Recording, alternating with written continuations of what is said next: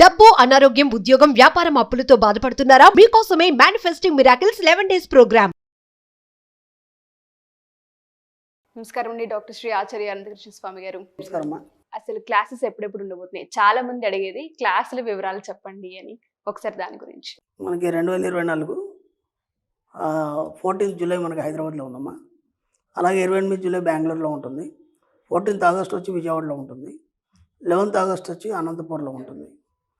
అలాగే మనకు 25 ఆగస్ట్ వచ్చి మనకు స్పెషల్ క్లాస్ ఉంది. స్పెషల్ క్లాస్ మ్యాక్సిమం అటెండ్ చేసే వాళ్ళు ఒక రెగ్యులర్ క్లాస్ అటెండ్ చేసే ప్రయత్నం చేయండి. చేస్తే మీకు స్పెషల్ క్లాస్ చాలా బాగా అర్థమవుతుంది. అలాగే 1 సెప్టెంబర్ నుంచి విశాఖపట్నంలో ఉంటుంది. అలాగే 8 సెప్టెంబర్ వచ్చి తిరుపతిలో ఉంటుంది. అలాగే మన 15th సెప్టెంబర్ వచ్చి మళ్ళీ రాజమండ్రిలో ఉంటుంది. ఏదైనా క్లాసెస్ వీలైన తొందరగా ఎన్రోల్ చేసుకోండి. ఎపిసోడ్లో ఏం చెప్పబోతున్నారు? ఇక్కడ మనకి రచయిత ఎక్కడట్ వాళ్ళు ఏం చెప్తాడంటే అంతర్భాషణాన్ని పరిశీలించండి అని చెప్తాడు ఆయన. అంటే ఇక్కడ మనం ఏం చేస్తామంటే ఎప్పుడు మాట్లాడుతూనే ఉంటాం కదా. మనం మాట్లాడుతున్నప్పుడు ఏమవుతుందంటే మన లోపల వాయిస్ మనం వినలేము మనం.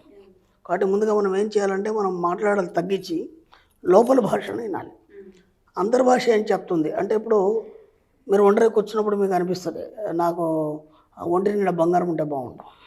సామాన్యంగా ఆడవాళ్ళకి కనిపించేది ఫస్ట్ చీరల బంగారం మీదకి వెళ్తుంది. ఆ తర్వాత పలానా సారీ బాగుంది, అది నేను తీసుకుంటే బాగుండు, లేదంటే ఈ సెలక్షన్ బాగుంది, నగలు, చీరలు, ఇంకా ఒక ఇల్లు, ఇట్లాంటివి మనకు సెలక్షన్ బాగా 24 గంటలు మనకి ఏదో చెప్తూ ఉంటుంది. మీ అంతర్భాషణ వినండి. మీ అంతర్భాషణ మీకు ఏదో చెప్తుంది, మీ ఇన్నర్ మైండ్ మీకు ఏదో చెప్తుంది అంటే దానికి మీరు అర్హులైనప్పుడే అది చెప్తుంది. అర్థమైందా? కానీ మీరేం చేస్తారంటే ఏమంటే దాన్ని కొట్టిపడేస్తారు. అమ్మో అంత కాస్ట్లీ నేను ఎక్కడ కొంటాను, అంత ఖరీదైంది నాకెలా వీలవుద్ది, బాగా డబ్బున్నోళ్ళు అయితేనే కొంటారు, నేను ఎందుకు కొంటాను, నాతో కాదు. ఎందుకంటే ముందు బడ్జెట్ చూసుకుంటాం మనం. నేను ఇంతకుముందు కూడా చెప్పాను, ప్రతిదానికి మనం ఆయన మీద ఆధారపడడం కాకుండా మనకంటూ సొంతంగా సంపాదించుకోవాలి. ఇప్పుడు ఇవన్నీ కోరికలు ఉన్నాయి కదా మీకు, ఇవన్నీ కోరికలు పదే పదే మీకు చెప్తున్నాయి కదా, ఎప్పుడు మీ ఇన్నర్ మైండ్ మీతో చెప్తూనే ఉంది. ఇప్పుడు ఏం చేస్తారంటే జస్ట్ దాన్ని ఆ వాయిస్ని లిజన్ చేయండి. అంటే ఒక అబ్జర్వేషన్ మీరు వింటూ ఉండండి. ఇంకేమేం చెప్తుంది అంటే మీకు ఇంకేమేం చెప్తుందంటే ఒక్కోసారి మీకు కూడా ఇంట్లో విసుగొచ్చి అనిపిస్తుంది, నేను ఎవరి మీద ఆధారపడడం ఎందుకు, నేనే సొంతగా ఒక స్థాయికి వస్తే బాగుండని ఆలోచన కూడా వస్తుంది. ఓకేనా?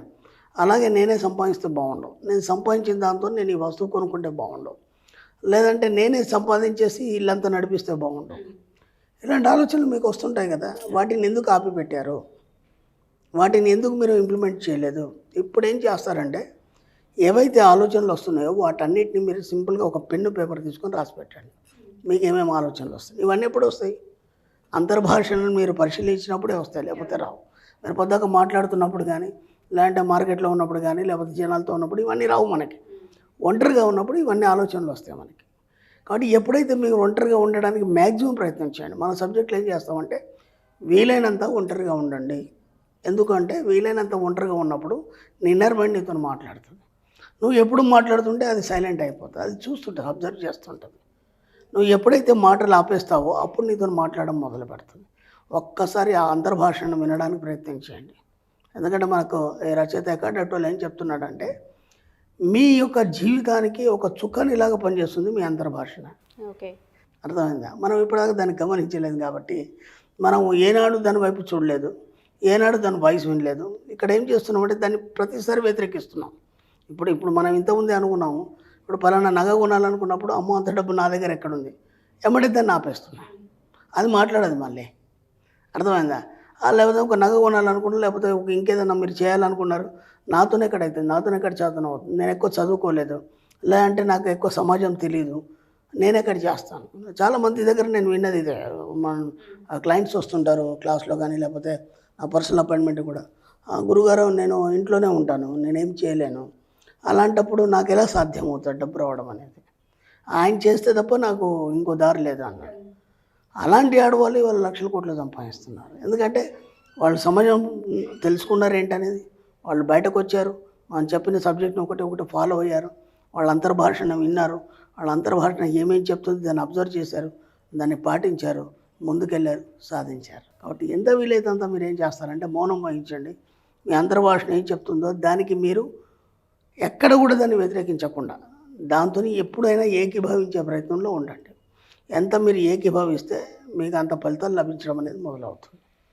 ఒక్కొక్కటిగా మీరు ఒక పేపర్ మీద రాసి దీన్ని ఎలా సాధించాలి మళ్ళీ అదే చెప్తుంది, ఆన్సర్ కూడా మీకు అదే చెప్తుంది. ఇప్పుడు మీకు ఒక విషయం వచ్చింది, ఆ విషయాన్ని మీరు రాసి పెట్టారు, ఇది ఎలా సాధ్యమవుతుంది అది కూడా మీకు తెలియదు. అప్పుడు మీకు ఒక వస్తువు కావాలనుకున్నారు, జస్ట్ దాన్ని అఫర్మేషన్ చేయండి, మీ సారే కొనిపెట్టవచ్చు, మీ ఆయనే కొనిపెట్టవచ్చు, లేదా అమ్మగారు ఎవరో కొనిపెట్టవచ్చు, ఏదో రకంగా మీ దగ్గరికి రావచ్చు. మీరే సంపాదించాలి, మీరే కొనుక్కోవాలి, నేనే సాధించాలి అని రూల్ ఏం లేదు. మన సబ్జెక్ట్లో ఏం చేస్తామంటే అడగడం, పొందడం, ఇవి రెండే ఉంటాయి మన సబ్జెక్ట్లో. అది ఎలా వస్తుంది అనేది మనకు సంబంధం లేదు, ఎందుకంటే నువ్వు అడిగిన మరుక్షణం అది ఎలా ఇవ్వాలనేది విశ్వం డిజైన్ చేస్తుంది. అలాంటప్పుడు నీకెందుకు ఆలోచన? ఓ పిల్లాడు ఉన్నాడు, వచ్చాడు, సాయంత్రం వాళ్ళ నాన్న రాగానే అన్నాడు, నాన్న ఎల్లుండి ఫీజు కట్టాలి. ఓకే, ఒక 10,000 20,000 ఫీజు కట్టాలి, లేదా 1,00,000 రూపాయలు ఫీజు కట్టాలి. ఇప్పుడు ఆయన దగ్గర లేవు, తండ్రి దగ్గర. ఆయన టెన్షన్ పడుతుంటాడు. పిల్లవాడికి ఏం టెన్షన్ ఉంది? పిల్లవాడికి టెన్షన్ లేదు, ఎందుకంటే వాడు చెప్పేసాడు, వెళ్ళిపోయాడు, అంత మట్టికి వాడు పని. టెన్షన్ పడేది వాళ్ళ నాన్న పడతాడు. అలాగే విశ్వము మనకు తండ్రి లాంటిది. విశ్వం మనకి ఏదైనా సమకూరుస్తుంది, అన్ని సమకూర్చడానికే ఉంది, నీకు అన్ని ఇవ్వడానికే ఉంది. నీకేం కావాలో మాత్రమే చెప్పాలి, ఎలా వస్తుంది అనేది మాత్రం సంబంధం లేదు. అప్పుడు ఆ పిల్లాడు అడిగాడు, వెళ్ళిపోయాడు. వాళ్ళ నాన్న అప్పు తెస్తాడా, లేకపోతే అక్కడ నుంచి తెస్తాడా, శాలరీలోంచి ఇస్తాడు, ఇవన్నీ వాడికి సంబంధం లేదు కదా, ఎలా చేస్తాడనేది సంబంధం లేదు. అలాగే మీ కోరికల పట్ల కూడా ఎలా అవుతాయి, ఇది ఇలాగే కావాలి. ఇప్పుడు మనం కొన్ని కండిషన్లు పెడతాం. ఆయన ఏమంటాడంటే, పలానా నాకు బోనస్ వచ్చింది, వచ్చిన తర్వాత నీకు ఓ నగ చేయిస్తాను. ఆ బోనస్ అప్పట్లోనే రాదు, అది అర్థమైందా? దానికి ఫిట్టింగ్ పెట్టావు కాబట్టి అది డిలే అవుతుంటుంది. చేయిస్తానంటే మాట ఏం ఇది, దాని దగ్గర డబ్బు ఎక్కడి నుంచి వస్తుంది. మనం ప్రతిదానికి భయపడుతున్నాడు, ప్రతిదానికి భయపడతాం. ఇది ఎలా అవుతుంది, ఇది అవుతుందా కాదా, ఇది అవుతే మళ్ళీ తర్వాత పరిణామాలు ఏంటి, తర్వాత మళ్ళీ అదంతా మనం డబ్బు ఎలా అప్పు కడతాం, ఇవన్నీ ఆలోచిస్తాం. వేటితోని మీకు సంబంధం లేదు. ఒక చిన్నపిల్లాడు మనస్తత్వాన్ని కలిగి ఉండండి, మీ అంతర్భాషని నిరంతరం వింటుండడం వల్ల అప్పుడు అది మీతో మాట్లాడుతూ మీకు కావాల్సిన అవసరాలన్నీ తీరొస్తాయి. నా గత సబ్జెక్ట్లో కూడా చెప్పాను, మీ కోరికల్ని ఎప్పుడైతే అనుస్తారో మీ దగ్గరికి డబ్బు రాదు. కాబట్టి మీకేమేమి ఆలోచనలు, ఏమేమి కోరికలు అన్నీ తీర్చేసుకోవాలి. ఎంత తీర్చుకుంటే అంత సంపద, డబ్బు అనేది రావడం మొదలవుతుంది. Thank you sir, thank you so much. Thank you అమ్మా. సుమన్ టీవీలో మీ పర్సనల్ అండ్ బిజినెస్ ప్రమోషన్స్ కోసం కింది నెంబర్కి కాంటాక్ట్ చేయండి.